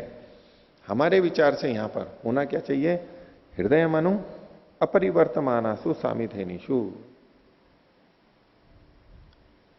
हृदय में अपरिवर्तित रूप से वर्तमान सामिधेनियों में, ऐसा पाठ होना चाहिए। अब इन्होंने क्या अविपरिवर्तमानासु, इसमें अ को जोड़ दिया है, अनु विपरी की जगह अनु अपरिवर्तमानासु, अ को जोड़ करके संगति लगाने का प्रयास किया है। लेकिन इसमें हृदय में अपरिवर्तित रूप से वर्तमान सामिधेनियों में, अभी अपरिवर्तन क्या है ये तात्पर्य इसमें स्पष्ट नहीं होता है, हृदय में कैसे अपरिवर्तित है। तो इसमें ऊपर जो लिखा है मूल वो ठीक ही है, उसका कैसे अर्थ लगेगा, हृदय मनु, हृदय का मतलब है यहां पर इच्छा, कामना या बुद्धि, ज्ञान, हृदय के अनुसार विपरिवर्तित होती हुई सामिधेनियों के होने पर उपवीत का कथन किया गया है। इच्छा के अनुसार सामिधेनियों में परिवर्तन हो रहा है, विपरिवर्तमान है। कैसे विपरिवर्तमान है, उसके लिए कहता इदम काम से एतावती अनुभ्रूयात, इस कामना वाला इतनी करे, इदम काम से एतावती ब्रूयात अनुभ्रूयात। तो ये जो इदम काम है ये हृदय का परिवर्तन है। किसी को इस चीज की इच्छा है तो वो इतना करेगा, किसी को दूसरी चीज की इच्छा हो गई तो बाद में इतने से करेगा, तीसरे की इच्छा हो गई तो उस ढंग से करेगा। यानी जैसे जैसे हृदय में परिवर्तन होता है, यानी कामना में परिवर्तन होता है, उसके अनुसार जो सामिधेनियां परिवर्तित हो रही हैं, ऐसी उन सामिधेनियों के बाद में उपवीत का कथन किया गया। तो हृदय अनुविपरिवर्तमानसु, और ये हृदय शब्द जो है ये इच्छा या बुद्धि ज्ञान के लिए भी प्रयोग होता है। आगे हम अभी आगे भी देखेंगे, आगे ही पृष्ठ 693 पे भी आएगा ना, बुद्धि हृदय शब्द आएगा, वो ज्ञान के लिए आएगा। वो वैसा का वैसा ही हमें यहां पर भी लेना चाहिए, जैसे जैसे ज्ञान बदला। अब ये ज्ञान का बदलना और इच्छा का बदलना, ये दोनों तरह से अर्थ लिया जाता है। ज्ञान का बदलना, इच्छा का बदलना, कामना का बदलना। इच्छा और कामना तो एक ही बात हो गई। ज्ञान का बदलना और इच्छा का बदलना दोनों लिए जा सकते हैं, क्योंकि इनमें कारण कार्य संबंध है। हम इच्छा का बदलना कहें तो भी हमें पता है कि ज्ञान बदल गया इसीलिए इच्छा बदली है। हम कहें ज्ञान का बदलना तो ज्ञान बदला है तो इच्छा भी बदली होगी। ये कारण कार्य इतना अटूट संबंध है कि इस हृदय का मतलब ज्ञान भी ले सकते हैं और इच्छा भी ले सकते हैं, दोनों ही तरह से ठीक है। तो हृदय में अनुपरिवर्तमानासु सामिधेनेषु उपवीतम आमनंती, उसके बाद में उपवीत का कथन किया है। और उसमें क्या होता है उपवीत, बोले कर्तुश्च वासो विन्यास मात्रम गुणो भवती उपवीतम नामा। ये जो उपवीत है वो क्या कर रहा है, कर्ता का धर्म है, ये कर्ता का गुण बनता है, याग के साथ में नहीं जुड़ेगा, एक कर्ता का धर्म बनता है। क्या, वासो विन्यास मात्रम गुण, एक कपड़े का विन्यास मात्र है कि कपड़े को हमने रखा कैसे, विन्यास का मतलब किस ढंग से सजाया है, किस ढंग से लगाया है उसको, किस ढंग से पहना है, केवल उसका विन्यास मात्र गुण होता है उपवीत। तो यहां जो वस्त्र शब्द आया है वासो विन्यास मात्रम, इसी को लेकर के युधिष्ठिर जी ने ये जो सारा विवरण लिखा है उसको आधार बनाया, और उसको लेकर उसके लिए उन्होंने अन्य प्रमाण भी नीचे प्रस्तुत किए हैं, अन्य प्रमाण के सारा उल्लेख किया है।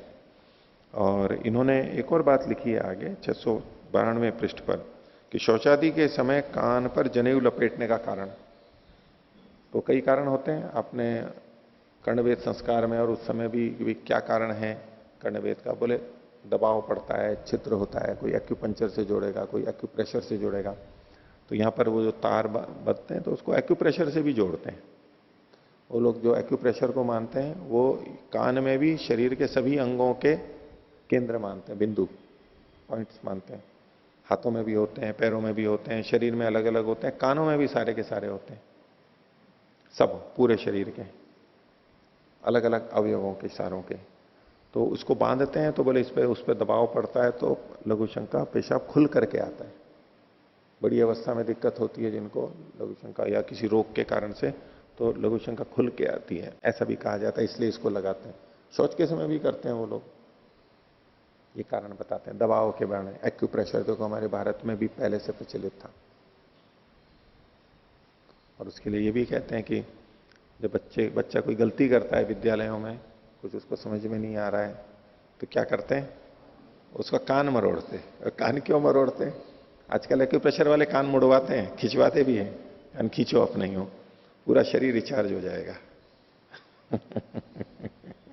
यूं करते हैं, अंदर भी करो, ये करो और उसको करो, अच्छा पूरा एकदम शरीर जैसे जागरूक हो जाता है। तो कान भी यूं मरोड़ते हैं। मैंने अपनी घटना भी आपको सुनाई होगी पहले, पीजी वाली।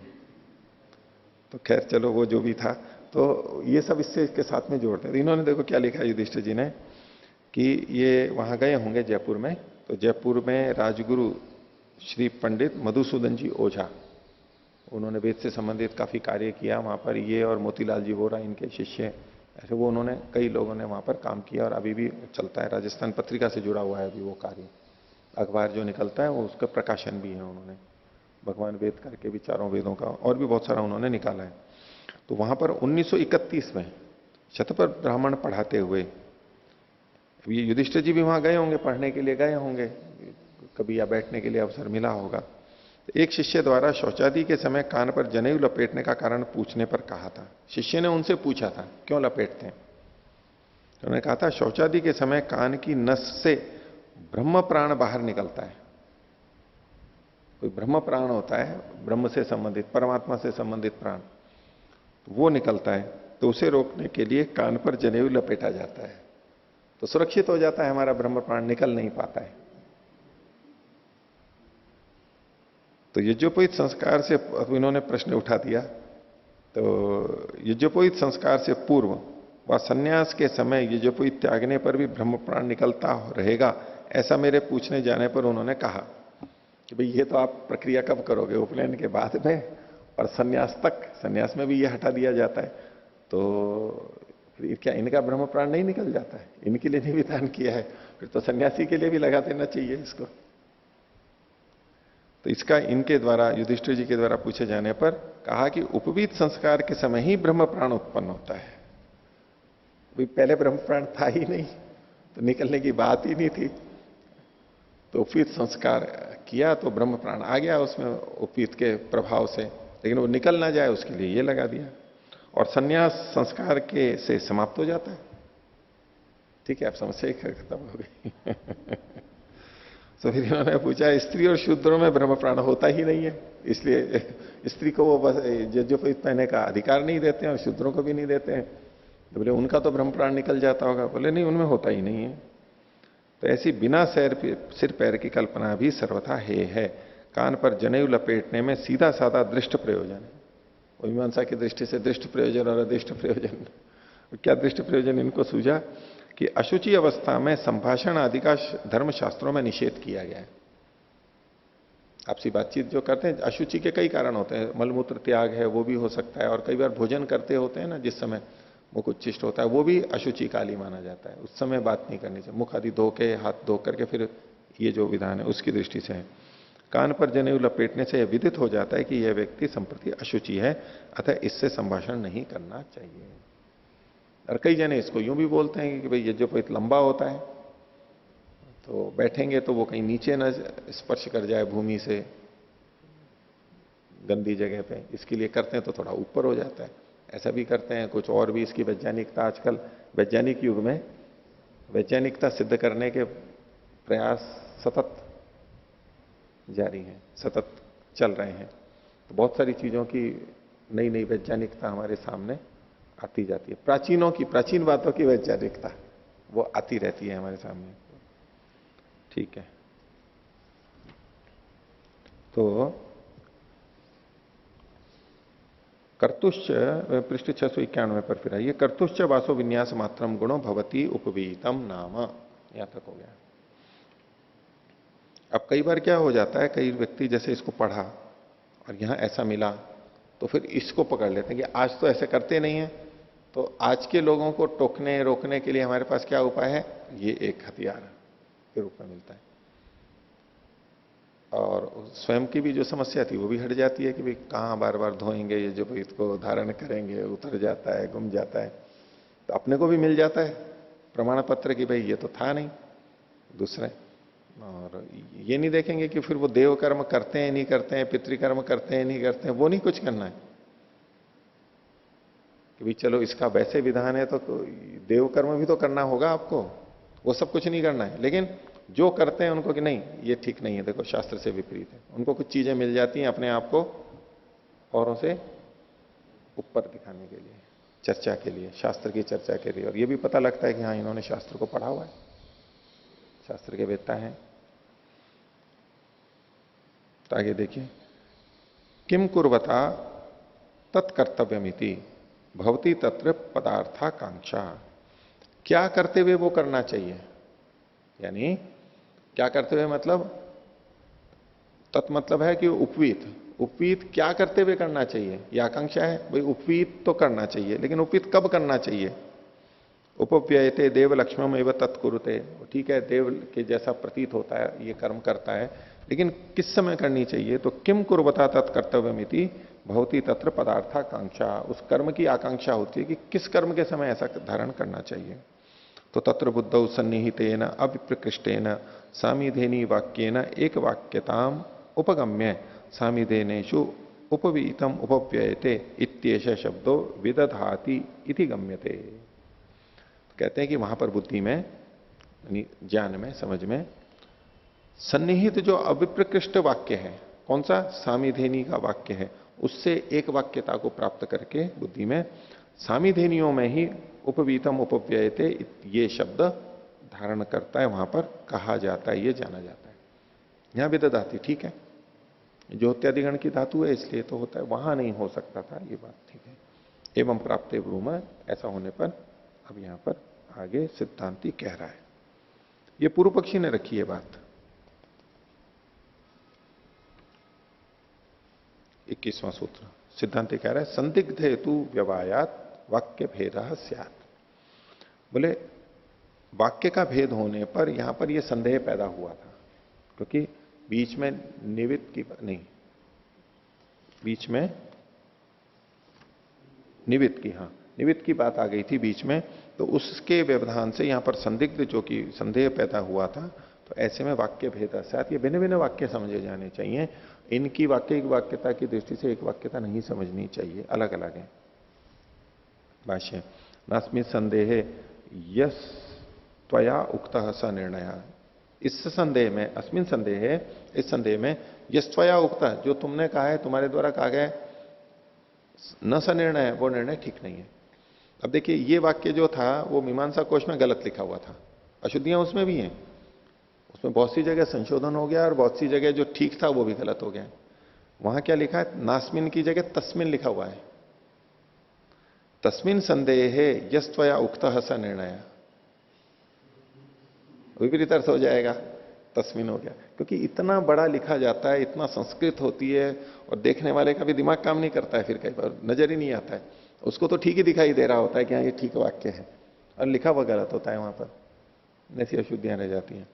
तो यहां ठीक लिखा है, नास्मिन संदेह यस्त्वया उक्तः स निर्णय, फिर क्या है, अस्मिन संदेह वाक्य भेद इति निर्णय इति, इस संदेह में तो अगर आप यूं करोगे तो यहां तो वाक्य भेद हो जाएगा, कुतः, कैसे, व्यवायात, व्यवधान होने से। कैसे व्यवधान है, तो बोले यह समाप्त से सानुबंध से सामिधेनी वाक्य से अस्य च उपव्ययते इति वचनस्य निविदाम विधायकेन सामिधेनि भी असंबद्धेन ग्रंथेन व्यवधानम भवति। बोले दो वाक्य हैं और उनके बीच में इसका व्यवधान है। दो वाक्य कौन कौन से हैं? तो कहा कि समाप्तस्य सानुबंधस्य सामिधेनी वाक्य से, सामिधेनी के जो वाक्य हैं उसके समाप्त होने पर, और वो भी कैसे हैं? सानुबंध समाप्त हो गए हैं, अपने अंग सहित, यानी पूरे की तरह से समाप्त हो गए। यदि पूरा समाप्त ना हुआ होता अंग जो कि आगे वर्णन हो रहा है, वर्णित हो रहा है, तब तो फिर भी जोड़ा जा सकता था। जैसे कि ज्योतिषोम में द्वादश उपसत वाली बात थी, क्योंकि ज्योतिषोम का वो पूरा प्रकरण सारा समाप्त नहीं हुआ था। लेकिन यहां तो सामिधेनी वाक्य सानुबंध समाप्त हो चुका है, तो इस वाक्य का और अस्य च उपव्यय थे, ये जो उपवीत का वाक्य है, इस वाक्य का, इनके बीच में निविदाम विधायक जो सामिधेनी से असंबद्ध है, उस ग्रंथ के व्यवधान के द्वारा यहां पर वाक्य भेद पैदा होगा। आगे, यस्य च पर्यवसिते अपि वचने तत्संबद्धम एवं अर्थांतरम प्रक्रमंते न तत्र अननुवृत्तम प्रकरणम, अननुवृत्तम कर लीजिए, बिंदी नहीं है तो जिसके पूरा हो जाने पर, जिसके पर्यवसित हो जाने पर, वचन के हो जाने पर भी उससे संबद्ध ही अर्थांतर प्रक्रमित हो रहा हो, तो तत्र न तत्र अननुवृत्तम प्रकरणम, वहां प्रकरण अनुवृत्त नहीं है ऐसा नहीं कहा जाता, यानी वो तो अनुवृत्त माना जाता है। आगच्छति ही तत्संबंधाभिधाने हृदयम, क्योंकि उससे संबंध के कथन में हृदयम आगच्छति, हृदय आ जाता है। क्या आ जाता है? हृदय का मतलब है एक ज्ञान, समझ आ जाती है। पीछे जो हृदय शब्द था ना, वो इस संदर्भ में देखिए कि ऐसा होने पर एक हृदय आ जाता है, एक समझ, बोध हमारे को अंदर आ जाता है, ज्ञान आ जाता है। यत्र तु पर्यवसिते वचने तत् असंबद्धम एवं अर्थांतरम प्रक्रमंते, और जिसके समाप्त हो जाने पर, वचन के समाप्त हो जाने पर उससे असंबद्ध कोई भिन्न अर्थांतर प्रारंभ होता है, न तत्र बुद्धो पूर्व पदार्थ सन्निधीयते, वहां पर बुद्धि में पहले वाला कर्म सन्निहित नहीं होता है, हमें अलग ही लगने लगता है, ये अलग चीज आ गई है, ये कर्म का भेद हो गया। यहां पर प्रक्रमंते शब्द दो बार आया है, प्रक्रमंते, जबकि यहां पर जुड़ना चाहिए ये एक वचन के अनुसार, लेकिन ये ऐसा ही वाक्य मिलता है। मीमांसा कोश में भी प्रक्रमंते ही है। तत्संबंधयो अर्थांतरम प्रक्रमंते, अर्थांतरम यूं तो प्रक्रमते होना चाहिए, और वैसे ये क्रमु जो धातु है ये परस्मैपदी धातु है, लेकिन यहां पर आत्मनेपद में प्रयोग किया गया। कर्मणि तो प्रक्रम्यते, वो एक अलग बात हो गई आत्मनेपद, लेकिन मूल धातु जो है वो अभी जो उपलब्ध होता है सेठ परस्मैपदी है, लेकिन यहां पर आत्मनेपद का प्रयोग किया गया और यहां बहुवचन में भी प्रयोग किया गया, ये अलग विशिष्ट विचित्र प्रयोग है। आगे, न च बुद्धौ असन्निहितेन एक वाक्यता भवती, जो बुद्धि में सन्निहित नहीं हो रहा है उसके साथ एक वाक्यता नहीं होती है। द्वाभ्याम ही बुद्धाभ्याम पदार्थाभ्याम वाक्यार्थ संजन्यते नान्यतरेण, दोनों के बुद्धाभ्याम मतलब जान लिए होने पर, दोनों कर्मों के जान लिए जाने पर वाक्य का अर्थ वहां पर उत्पन्न हो जाता है, उसके बिना नहीं होता है।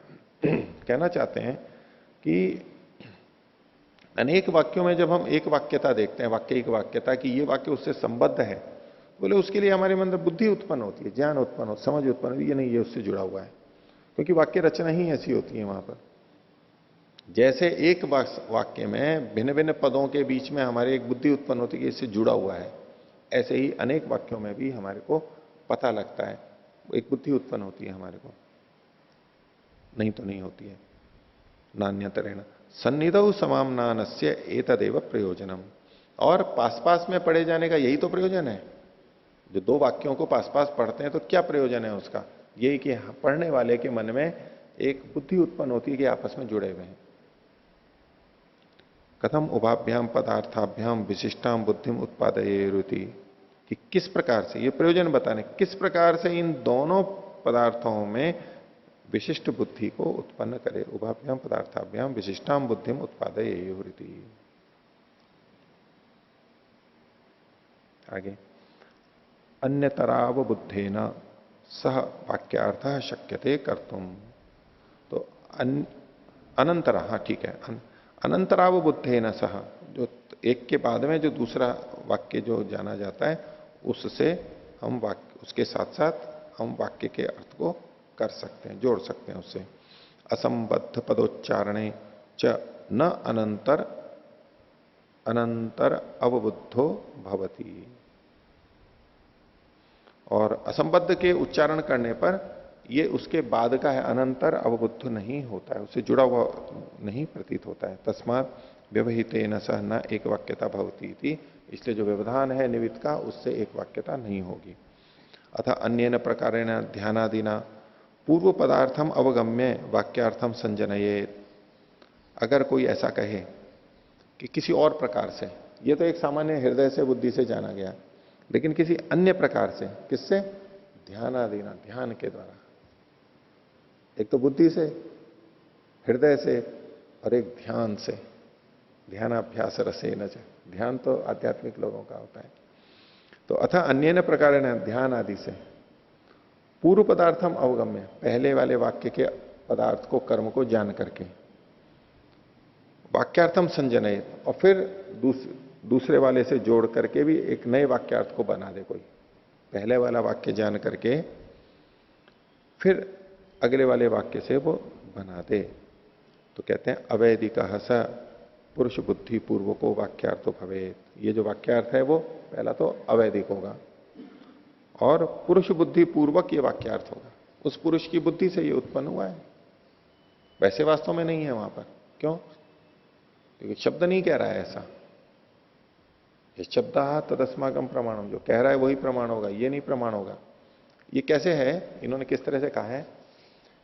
प्रथम दृष्टया तो क्या कहा, एक वाक्य, दूसरा वाक्य, तीसरा वाक्य, ये लगातार बोले जा रहे हैं, और हमारे को उसी समय जो ज्ञान आ रहा है और हम उसको, उन वाक्यों को जोड़ते जा रहे हैं आपस में, वाक्य एक वाक्यता हो गई।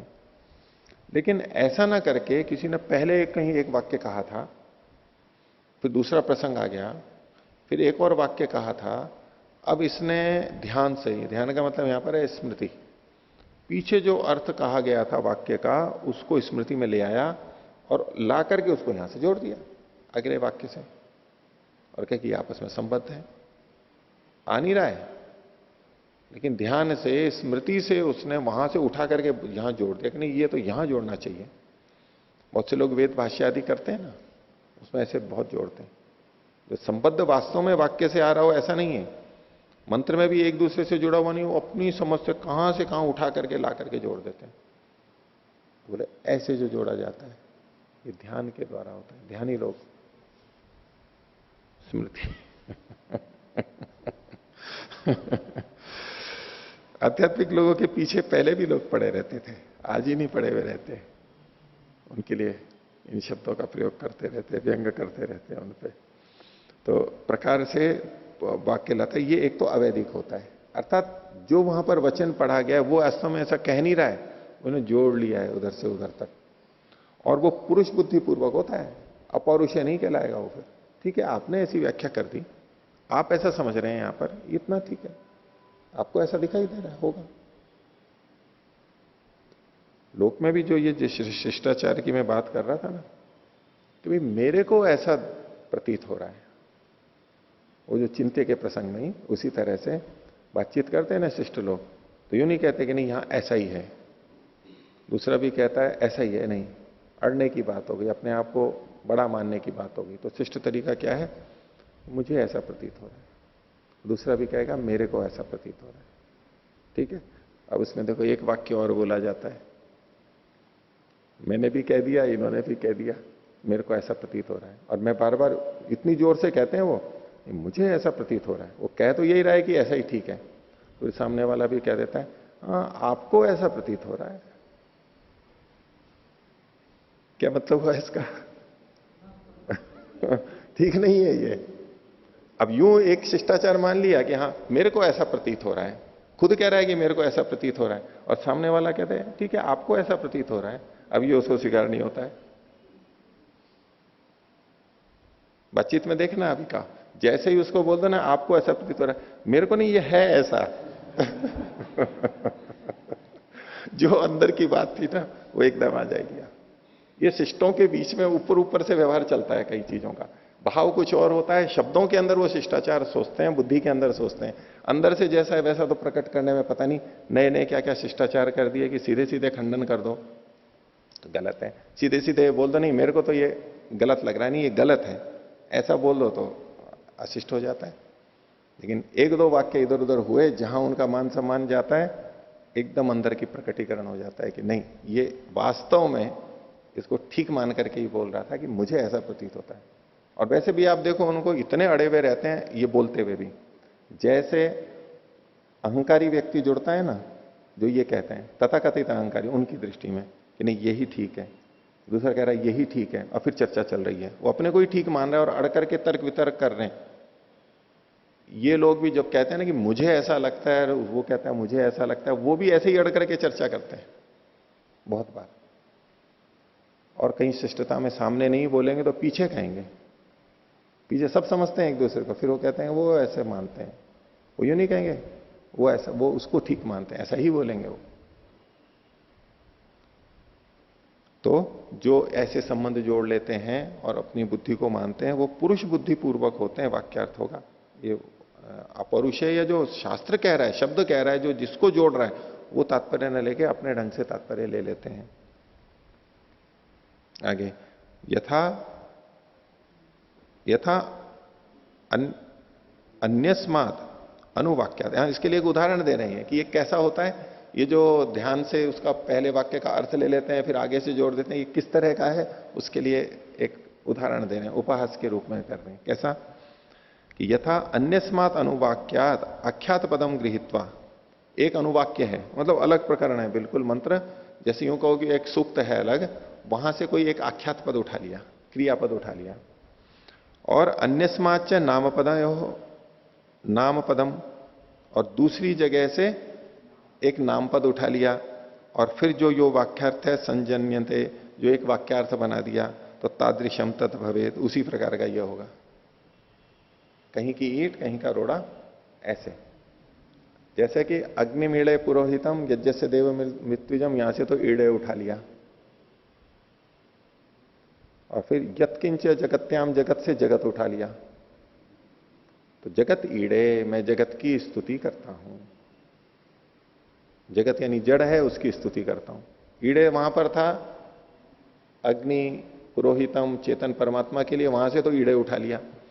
यहां जगत की कोई जड़ वस्तु की कोई चर्चा की गई थी, उसके साथ में ईड़े को जोड़ दिया। तो जैसे ये होता है, बोले ऐसे ये होता है कि एक वाक्यार्थ, एक वाक्य का अर्थ उठा लिया अपने ध्यान से स्मृति से और दूसरी जगह कर लिया। स्मृति के लिए भी हम ध्यान शब्द का प्रयोग करते हैं ना। आज मेरे को ध्यान नहीं आ रहा है, आपका नाम ध्यान नहीं आ रहा है मेरे को, अभी ध्यान शब्द किस अर्थ में प्रयोग किया गया? वो योग वाला ध्यान थोड़ा है, स्मृति में ही तो है। ध्यान रखना, भूल मत जाना। अभी ध्यान शब्द क्या है? स्मृति के ही अर्थ में आ रहा है। यहां भी स्मृति के ही अर्थ में, क्या योग की उसके ध्यान की निंदा नहीं की जा रही है। आगे चलिए, यत्र अन्येन ध्यानादिना पूर्व पदार्थम अवगम्य वाक्यार्थम संजनये। वो पहले वाली बात है कि जहां पर, यहां भी ऐसा ही है, जहां पर अन्य ध्यान आदि के द्वारा यानी स्मृति के द्वारा पूर्व पदार्थ को जान करके वाक्यार्थ को उत्पन्न कर देता है, एक नए वाक्यार्थ को उत्पन्न कर देता है, ये ठीक नहीं है। तस्मात न असंबद्धार्थ व्यवधाना एक वाक्यता भवती ही निश्चयते। यह इससे निश्चय किया जाता है कि असंबद्ध अर्थ जो हो उससे जो व्यवधान हो तो उससे युक्त एक वाक्यता नहीं होती है, एक वाक्यता वहां नहीं लगानी चाहिए। तस्मात् न सामिधेनी भी एक वाक्यता उपवीत, इसलिए सामिधेनी की उपवीत से एक वाक्यता नहीं है। अब इससे ये नहीं सिद्ध कर रहे हैं ये कि उपवीत सामिधेनी में नहीं होता है। इन्होंने दिखाया ना यहां कि उपवीत से सामिधेनी की एक वाक्यता नहीं है, नहीं सामिधेनी से उपवीत की एक वाक्यता नहीं है। तो इससे क्या निकल करके आएगा कि उपवीत सामिधेनी में नहीं होता है, ऐसा अर्थ निकल के आएगा। ऐसा नहीं कह रहे हैं ये, इससे एक वाक्यता करने पर उपवीत केवल सामिधेनी से जुड़ रहा था, बाकी सब जगह से हट रहा था। तो ये कह रहे हैं कि ये उपवीत केवल सामिधेनी से नहीं जुड़ा हुआ है, ये पूरे प्रकरण से जुड़ा हुआ है, और पूरे प्रकरण से जुड़ा हुआ है तो सामिधेनी से भी जुड़ जाएगा। तो सामिधेनी में उपवीत का निषेध नहीं कर रहे हैं, इसको सामिधेनी के अतिरिक्त कर्मों में भी ले जाना चाह रहे हैं, ये सिद्धांति का लक्ष्य है। आगे देखिए, पूर्व पक्षी कह रहा है ननु सामिधेनी कल्पानाम अनंतर बुद्धानाम सन्निधौ उपवीतम आमनायते। बोले जो ये अपने पिछले तर्क को ही प्रस्तुत कर रहा है कि देखो सामिधेनी के जो विकल्प थे उनके अनंतर, ये उसको हमने जान लिया, उसके अनंतर ही सन्निधि में उपवीत को कथन किया गया है। तेन सामिधेनी भी संबंधते इति, इसलिए ये सामिधेनी से ही जुड़ेगा। इस पर सिद्धांति कहता है न अति ब्रूमा, क्यों? अतिवृत्तम ही सामिधेनी नाम प्रकरणम।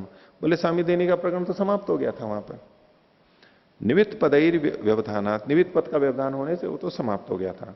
वाक्य ने ही सामिधेनी कल्पाह काम्याह संबंधम उपगच्छन्ति, और ये जो सामिधेनी कल्पों से जो आप इनका जोड़ रहे हो, जो काम्य सामिधेनी कल्प हैं, वो वाक्य से आप संबंध जोड़ रहे हो। न प्रकरणम अनुवर्तते, इसमें प्रकरण साथ में नहीं आता है, सामिधेनी का प्रकरण यहां पर नहीं आ रहा है। न प्रकरणम अनुवर्तते का मतलब सामिधेनी का प्रकरण यहां पर नहीं आ रहा है। न च पुनः कल्प वचने न सामिधेन्य प्रकृता भवंती, और इस कल्प के वचन से सामिधेनी प्रकृति भी नहीं होती है, क्योंकि कल्प वचन मतलब विकल्प जो है ना, इसमें इतना संख्याओं का जो भेद है, उससे सामिधेनी प्रकृत नहीं होती है। नहीं तत्र तासाम वचनम कर्तव्या इति, क्योंकि वहां ये नहीं कहा गया है कि ये करनी चाहिए, सामिधेनी तो करनी ही होती है, ये यहां पर भेद है। तो किम तरही संख्या भी संबद्ध ही तव्यायती, सामिधेनी करनी चाहिए ये नहीं कहा जा रहा है, उनसे संख्या संबद्ध करने देनी चाहिए ये कहा जा रहा है। संख्या गुण का विधान किया जा रहा है, संख्या की बात है यहां पर। तदपि वाक्य न प्रकरण, और वो भी अगर जोड़ा जा रहा है तो वाक्य से जोड़ा जा रहा है, प्रकरण से नहीं जोड़ा जा रहा है। तत्र अप्रकृत आसु सामिधेनेशु यस्य एक वाक्यता गुणस्य सामिधेने भी नास्ति न तस्यता भी संबंध।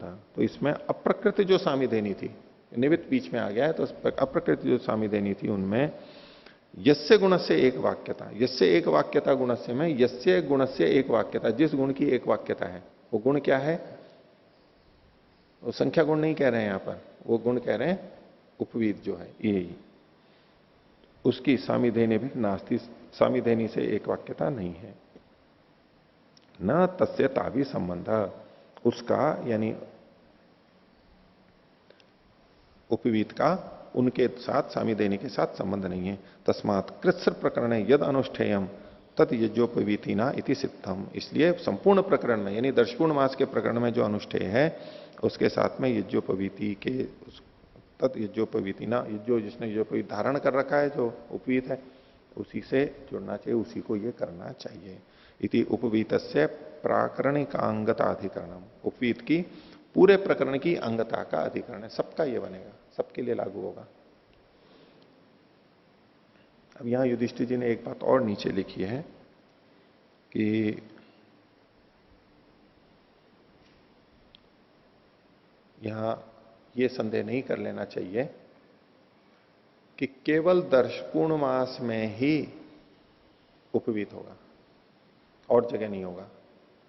सामिधेनी से बढ़ा करके प्रकरण में यानी तो दर्शपूर्ण मास में ही बस वहीं पर ही होगा, ऐसा नहीं समझना चाहिए। कोई ये सोचे कि इसके अतिरिक्त जितने कर्म है उस समय तो इसको धारण ही नहीं करना चाहिए, ऐसा कोई ना समझ ले। क्यों? क्योंकि प्रकृति के धर्म विकृति में भी प्राप्त होते हैं। दर्शपूर्ण मास एक प्रकृति है, इष्टि है, तो इसके धर्म आगे के इस कर्मों में भी प्राप्त होंगे। इस तरह से ये हर देव कर्म के अंदर ये प्राप्त हो रहा है। ठीक है, आगे देखिए, पूछना है?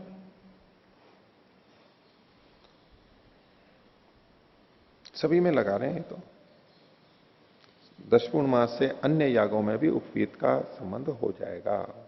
अग्निहोत्रम तो दशपूर्ण मास से विकृतिर नास्ति, आपस में संबंध जोड़ते हैं, वहां भी कुछ उल्लेख होगा, कह नहीं सकते। यानी इसको प्रकृति के रूप में ठीक है, आपका कहना है कि भाई होम की प्रकृति अग्निहोत्र है और इष्टियों की प्रकृति दशपूर्ण मास है और सोम यागों की प्रकृति ज्योतिष्टोम या अग्निष्टोम वो है, वो मान के चलते हैं। लेकिन इनके भी आपस में संबंध तो शुरुआत में ले लेने चाहिए। ऐसा आजकल तो पहनते ही हैं, वो लोग भी पहनते हैं, कर्मकांड करते हुए पहने हुए रहते हैं। तो ये अधिकरण तो समाप्त हो गया, तो आज का पाठ इतना ही रखते हैं। किसी को कुछ और पूछना है तो बोलिए। हाँ, यदि उपवीत यज्ञम अस्त्रम भिन्नम और यज्ञोपवीतम यद्वयम धारयामि तद भिन्नम स्यात् तत्र को दोष है? दोनों वस्त्र धारण करें, दोष तो कुछ नहीं है, ये तो है कि भाई शास्त्र में क्या कहा गया है, पहले क्या प्रचलित था, बस उतने ही कथन है। दोष में तो अगर व्यवहार में कोई अंदर भी पहन लेता है धागे वाले को, ऊपर से वस्त्र भी पहन लेता है, तो यूं तो कोई दोष नहीं है। यज्ञोपवीतम भिन्नमेव मन्ये। अलग से कि अच्छा, मतलब देव कर्म करते समय अलग और बाकी कर्म करते समय अलग। अत्र उपवीत शब्द से वो प्रयोग अस्ति ना, हाँ, यज्ञोपवीत शब्द नहीं तो वो तो यज्ञ का उपवीत, उपवीत तो यज्ञ से जुड़ा हुआ ही है। यज्ञोपवीत शब्द भी तो लिया है इन्होंने, भाई मूल में उपवीत शब्द है, लेकिन यज्ञोपवीत शब्द भी तो आया है ना इसमें, यज्ञ से याग से जुड़ा हुआ है ये, यज्ञोपवीत शब्द आया ना इसमें। देखो ये 690 पे देखिए, ऊपर से 5वीं पंक्ति, यदनंतरम यज्ञोपवीत आमनातम। ठीक है, तो वैसे तो उपवीत शब्द है, लेकिन चूंकि यज्ञ से ही जुड़ा हुआ है इसलिए यज्ञोपवीत, यज्ञ में देवताओं को दिया जाता है तो जोड़ सकते हैं। अगर कोई ये कहे कि नहीं उस समय मैं अलग पहनूंगा बाकी कर्मों में अलग पहनूंगा, तो ठीक है कर सकते हैं। तो वस्त्र के लिए भी होता है कि हम जिन वस्त्रों को पहन के अन्य कर्म करते हैं यज्ञ में उनको नहीं बैठते, ऐसा बहुत से लोग करते हैं इसको, यज्ञ के वस्त्र बिल्कुल अलग रखते हैं, उपासना के वस्त्र अलग रखते हैं, उससे लघुशंका शौच आदि जाना या भोजन आदि करना वो नहीं करते हैं, उन कपड़ों को अलग रखते हैं, उतार के प्रतिदिन उन्हीं को धारण करते हैं। फिर कुछ लोग और भी इससे आगे बढ़े हुए होते हैं, अधिक कट्टर या निष्ठ होते हैं कि भाई ठीक है आपने कपड़े तो उतार दिए, कपड़े उतार के आप लघुशंका शौच करके आए, आकर के फिर वो वस्त्र पहन करके यज्ञ में चले गए, तो भाई वस्त्र तो अलग रह गए लेकिन शरीर तो आपका साथ में ही था, तो वो तो वो तो वही चला गया। तो वो फिर हर लघुशंका या शौच के बाद में स्नान करते हैं। निष्ठा देखो अलग अलग स्तर की होती है विचार की। हर लघुशंका शौच के बाद स्नान करेंगे, फिर उन शुद्ध वस्त्रों को धारण करेंगे और फिर यज्ञ में आएंगे। कई मंदिरों में भी कई जने करते हैं, इधर भी करते हैं, और कई जने इसलिए लघुशंका शौच जाते हैं तो उन वस्त्रों को लेके ही नहीं जाते हैं, बाहर उतार के जाते हैं। वो गांव में भी देखा होगा कईयों ने, तो उतार के रख करके और फिर जाते हैं, या तो दूसरे वस्त्र पहन के जाएंगे या तो तौलिया वगैरह लगा के जाएंगे, ऐसे अलग करते हैं। आप भी ऐसा ही करते हैं, ठीक है। शुद्धता का अधिक ध्यान है, तो पाठ इतना ही रखते हैं। प्रणाम। ओ